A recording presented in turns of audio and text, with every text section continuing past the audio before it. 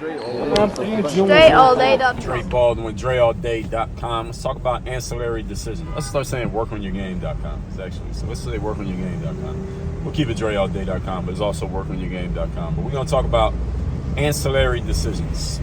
Those of you who know what the word ancillary means, it simply means supporting elements to any structure. Ancillary is just supporting pieces that allow something to be what it is. So for example, the axles in your vehicle are supporting the wheels and supporting the tires. Or any of you ever been in like a high-rise building, you see those pillars, those columns that are in the building. Those columns and pillars are ancillary to helping the building stand up.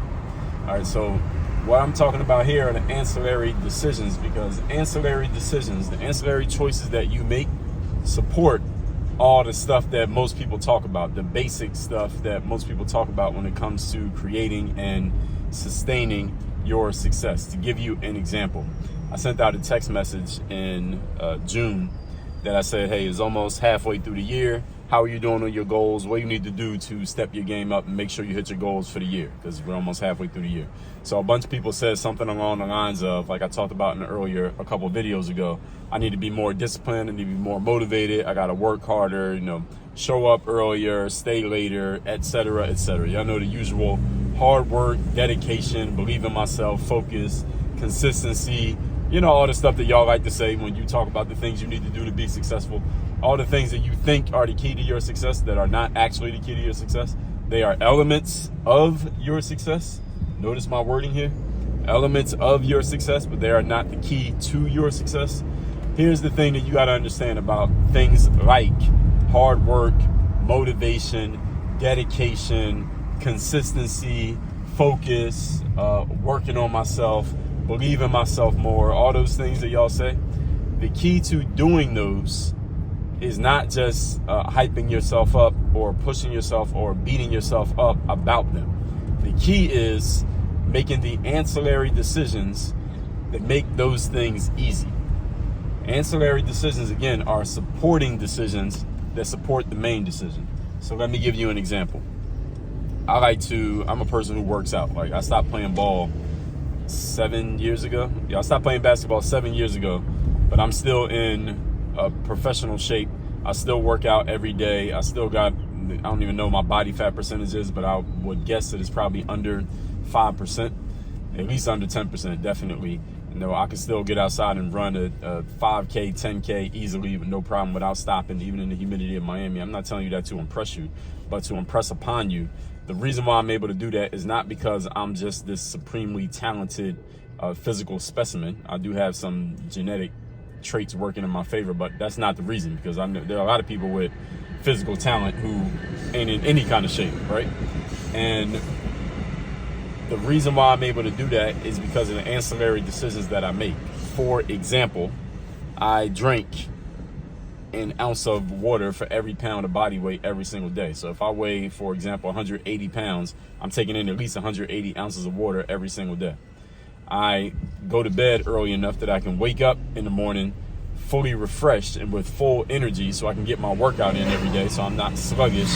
I'm not dragging myself through the workout. My body doesn't feel all beat up because I'm giving myself enough rest.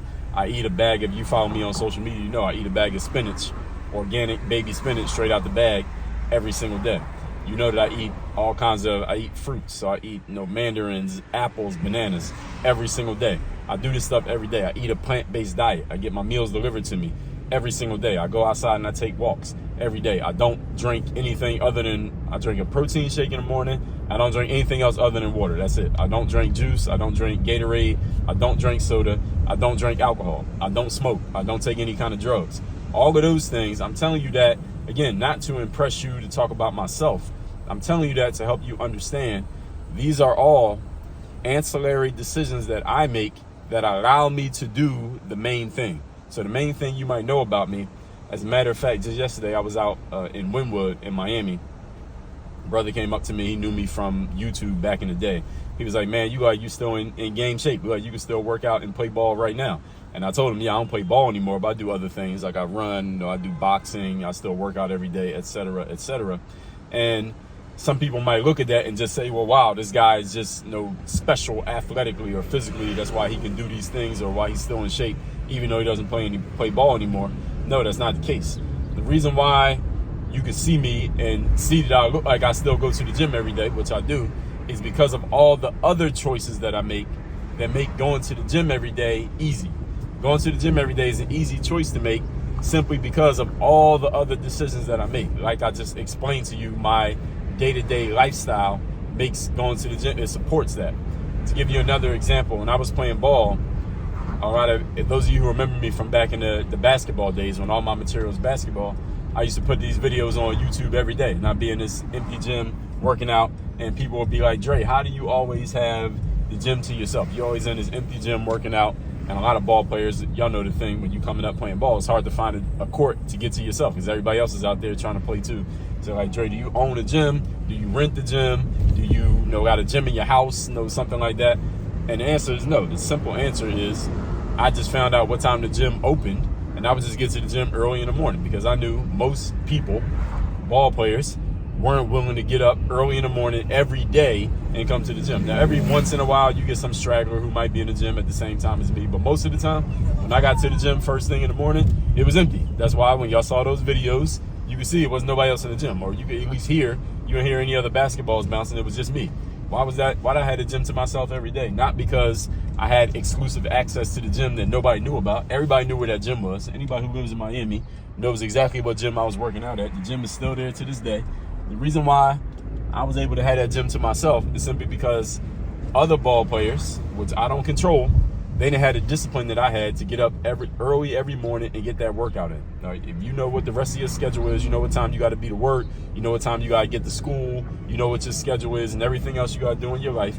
All you got to do is make the ancillary decisions that make it easy for you to do the thing that everybody else ain't doing, so you can participate in the activities that you want to participate in.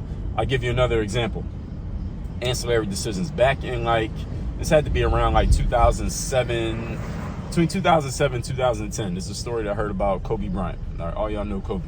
Now, Kobe at the time, he had he had a few young kids, and when you got young kids, I don't have kids, at least as of this recording, but Kobe had these young kids and his family. You got to do things with your family, do things with kids, despite the fact that you got other stuff going on, like running your business, your career, and Kobe's a ball player. He's one of the best ball players in the world at that time.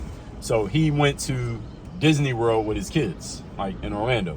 So he goes to Disney World with his kids, but his challenge is, you're spending the whole day at Disney World with 2 or 3 young kids and your wife. You still need to work on your game because Kobe was Kobe. Kobe still need to be on point basketball-wise. So this is what he would do. This is a story that I read, that knowing that he was going to be at Disney World all day with his kids, Kobe would wake up while he's in Orlando at Disney World. He would wake up at 3 in the morning, go to the gym, get his workout in, his physical workout, the weight room, cardio, whatever, and on the basketball court. And then he would come home, shower, eat breakfast, all that. So then by 8 o'clock or whatever, whenever his kids woke up and it's time to go to the park, he could spend the whole day at the park with his kids without feeling like, damn, I missed my workout or I didn't get my work in today, because he had gotten his work in today. That sounds like a motivational thing, but really that's a discipline thing.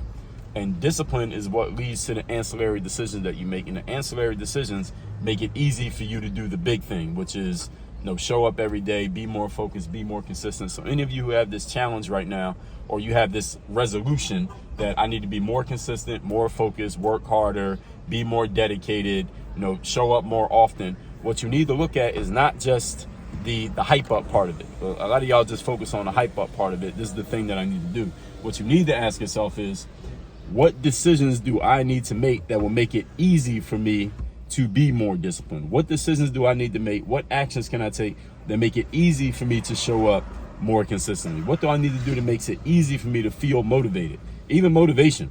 Is it easier? Let me ask you a question. Does it feel easier to be motivated when you got 8 or 9 hours of sleep the night before than when you only got 5 hours of sleep? Yes, because you have more willpower, you got more mental energy, you have more physical energy. The energy is higher because you gave yourself more rest. So this is what you need to be thinking about. This is going a step higher, is going a level higher in your challenges. What other choices make it easier for me to make the main choice? And the better you can get at that, the better you'll be at executing and following through on the things that you need to do. And the main thing for all of you, honestly, everything I just said, this is why you need a coach. This is why you need somebody else around you, because they can help you, first of all, figure out what are the ancillary decisions to make the main decision easier. Secondly, what are the decisions that you're making right now, the strategies you're following right now that are getting in the way of you making better ancillary decisions, and how can we make adjustments to those decisions to find out what's the right mix? Because every decision that you make, there's a give and take. So think about somebody like Kobe. He's waking up at 3 in the morning to get his workout in. Well, what time you got to go to bed at night to wake up at 3 in the morning and get a full workout in as a professional athlete? You can't be going to bed at midnight and waking up at 3 in the morning and get a full workout in. That ain't gonna work. That's not sustainable. So what other decisions do you have to make? What do you got to sacrifice the night before? See, all of this stuff goes into it.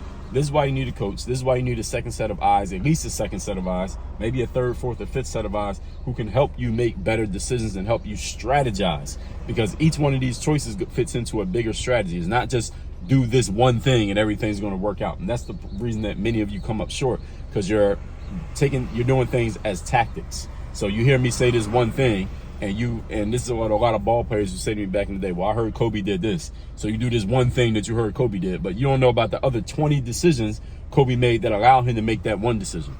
And this is where strategy comes into play. And if you don't have a strategy, then you're not going to get to your outcome. You won't be able to do it consistently. You might be able to do it once, but you won't be able to do it over and over and over again.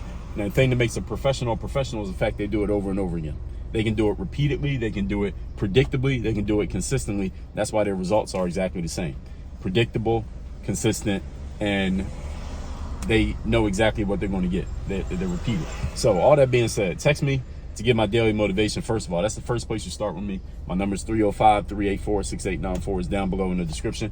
And then go to workonyourgameuniversity.com. Set up a call with me so we can talk about you working with me one-on-one, invest in yourself so we can take your game where it needs to go. Work on your game. Dre all day.